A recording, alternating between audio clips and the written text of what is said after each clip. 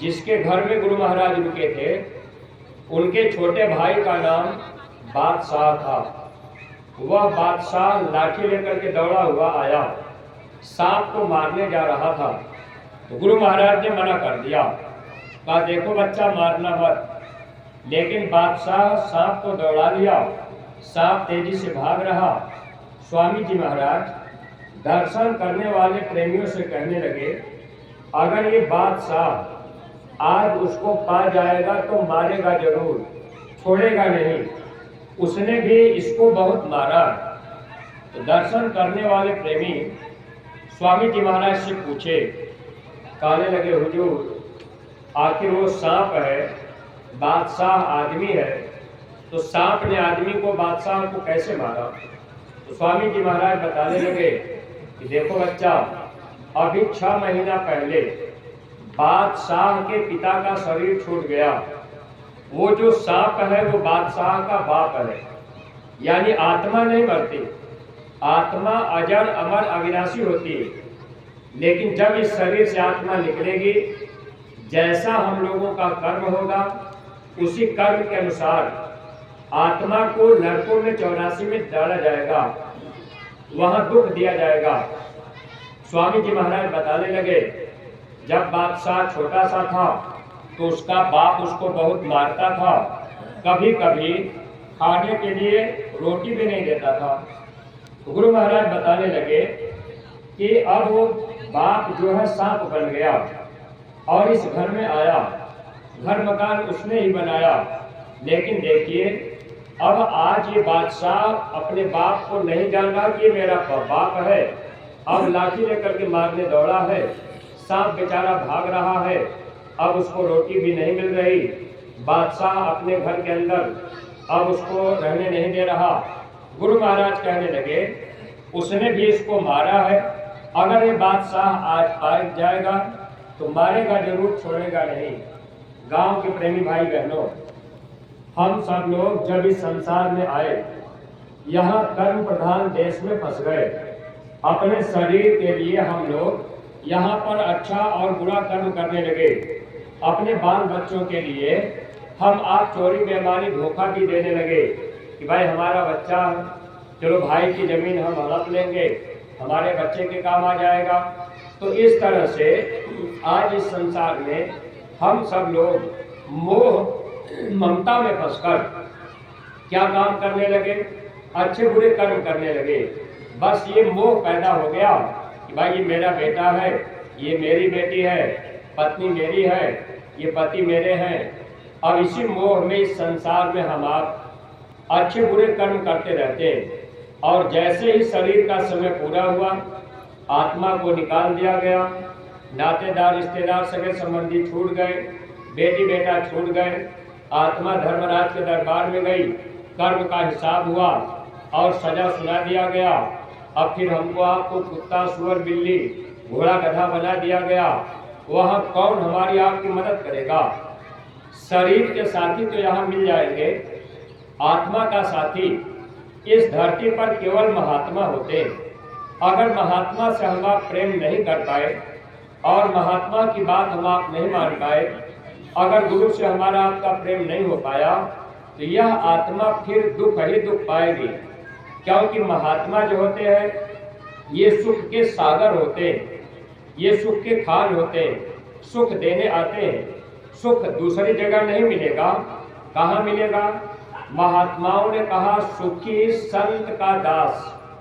अगर हम आप संत के दास बन जाए, सेवक बन जाए, उनके कहने में चलने लगे, उनकी हर बात मानने लगे, तब हम आप सुख पा सकते हैं। लेकिन मन धोखा क्यों देता है? क्योंकि प्रेमी भाई बहनों, आत्मा और मन के बीच में दुश्मनी। स्वामी जी महाराज ये बात बताते थे, जहाँ माताएं बहनें विद्या लगाती भाई लोग चंदन, यहाँ पर ये 2 पंखुड़ी का कमल होता है।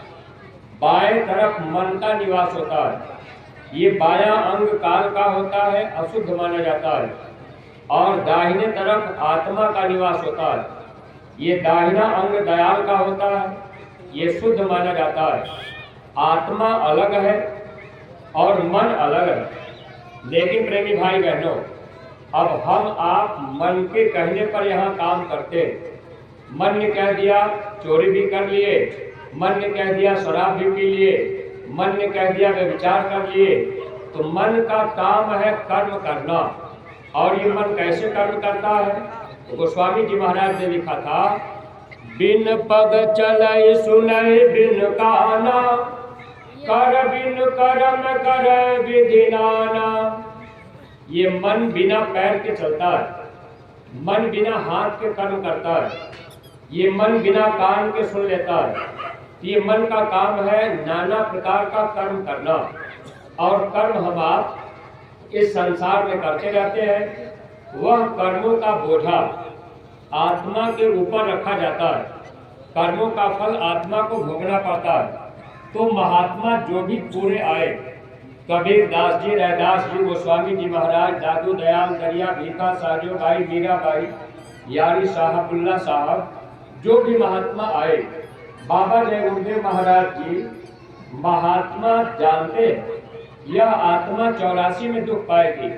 लेकिन हम लोग मोह ममता में फंसे रहते हैं।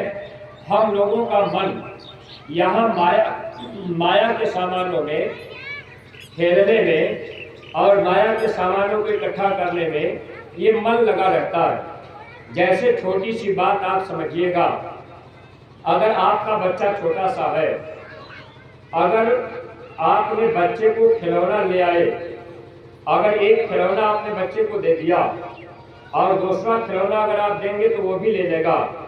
जितना आप खिलौना बच्चे के लिए ले आएंगे, बच्चा खेले चाहे ना खेले, लेकिन अधिक से अधिक खिलौना वो अपने पास रखना चाहेगा, ये खिलौना मेरे पास हो जाए।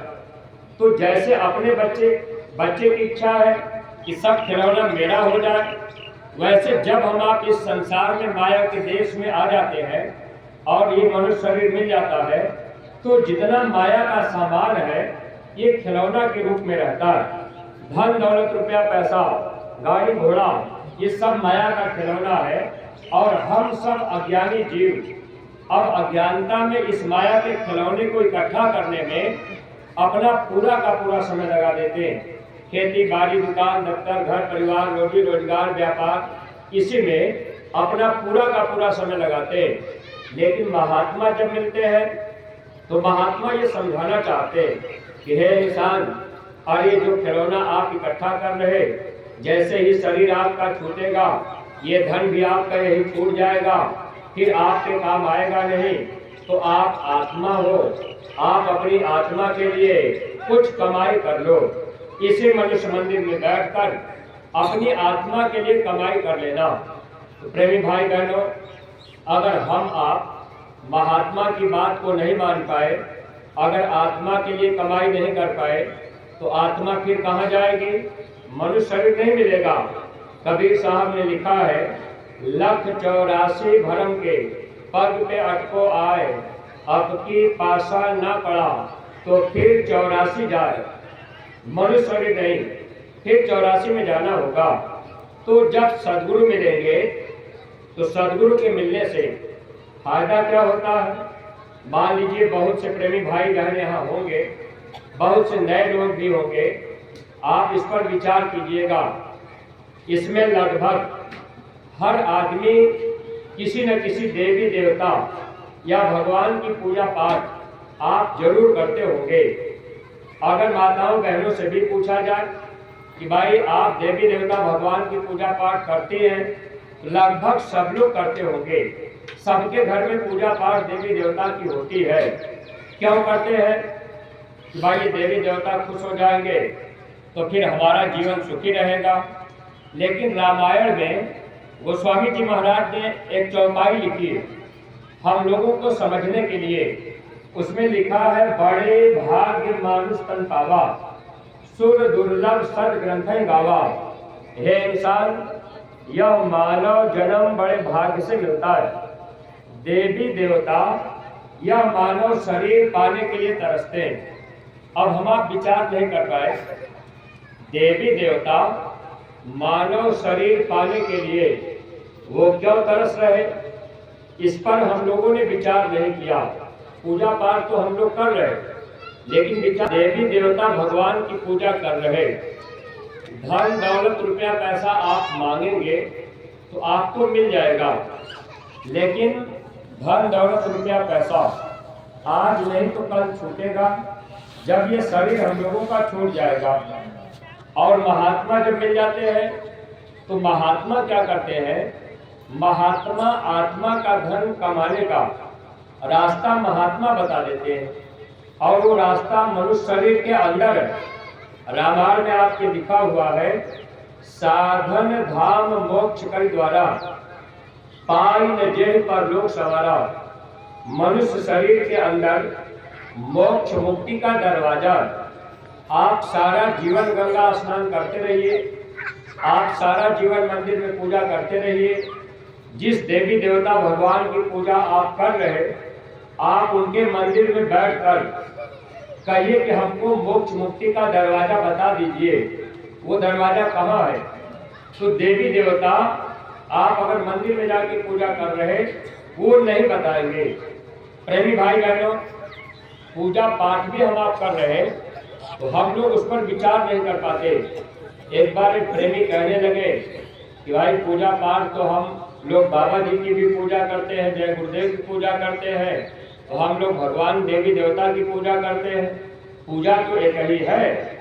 लेकिन प्रेमी भाई बहनों, काल और दयाल ये दो धारे हैं।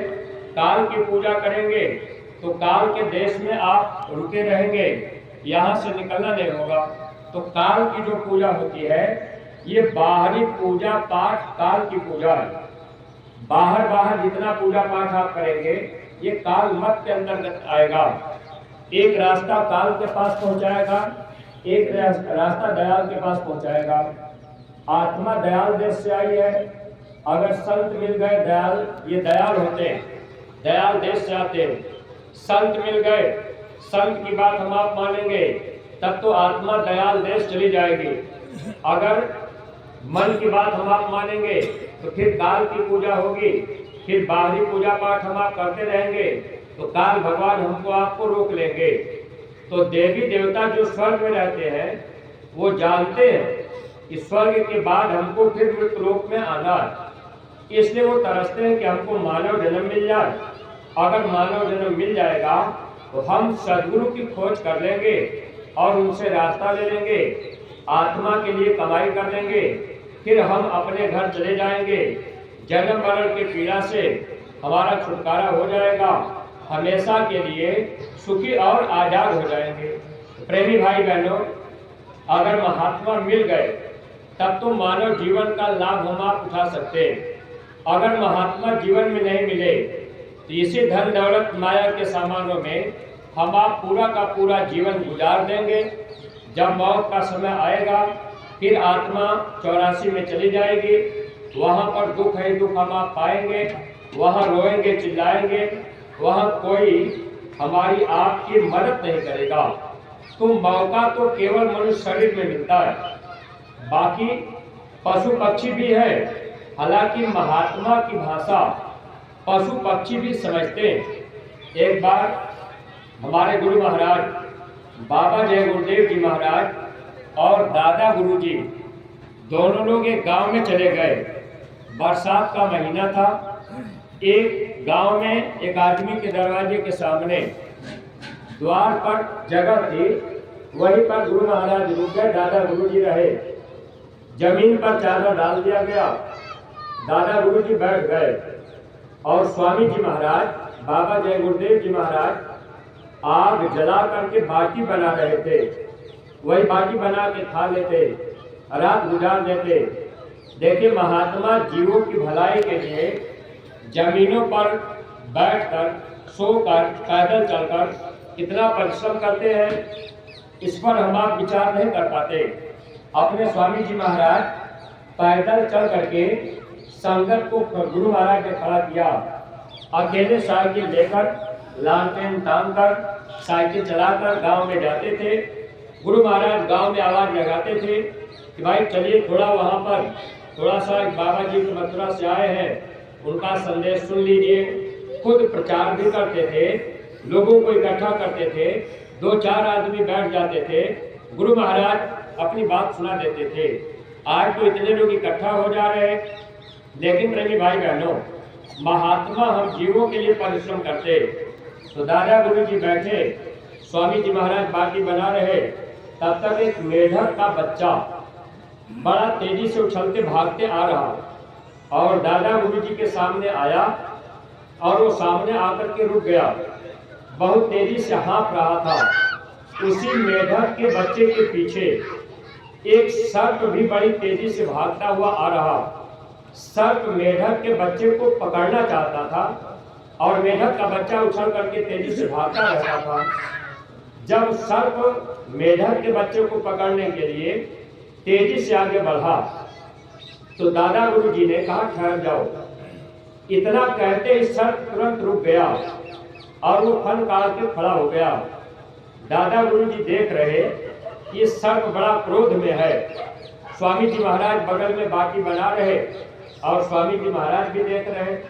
दादा गुरु जी ने सर्प से कहा कि मैं जानता हूं ये तुम्हारा भोजन है, लेकिन तुम मेरे सामने इसको नहीं खा सकते, तुम वापस चले जाओ। इतना कहते ही सर्प अपना फन गिराया, पीछे मुड़ा और वापस चला गया। तो स्वामी जी महाराज दादा गुरु जी से कहने लगे कि हुजूर, ये सर्प तो आपकी बात को समझ रहा है। दादा गुरु जी कहने लगे, बच्चा, महात्मा की बात हर जीव समझते हैं। महात्मा चाहे तो सब जीवों को समझा सकते हैं, लेकिन मनुष्य शरीर में जो लोग आते हैं, मनुष्य शरीर के अंदर वो दरवाजा होता है। इसीलिए महात्मा महात्माओं को बुलाकर, महात्मा मनुष्यों को बुलाकर, जीवों को इकट्ठा करके सत्संग सुनाकर, उनको रास्ता बताकर, सच्चे रास्ते पर चलाकर उनकी आत्मा का कल्याण चाहते हैं। लेकिन हम लोग शरीर का लाभ चाहते हैं। कभी हम मथुरा भी चले गए,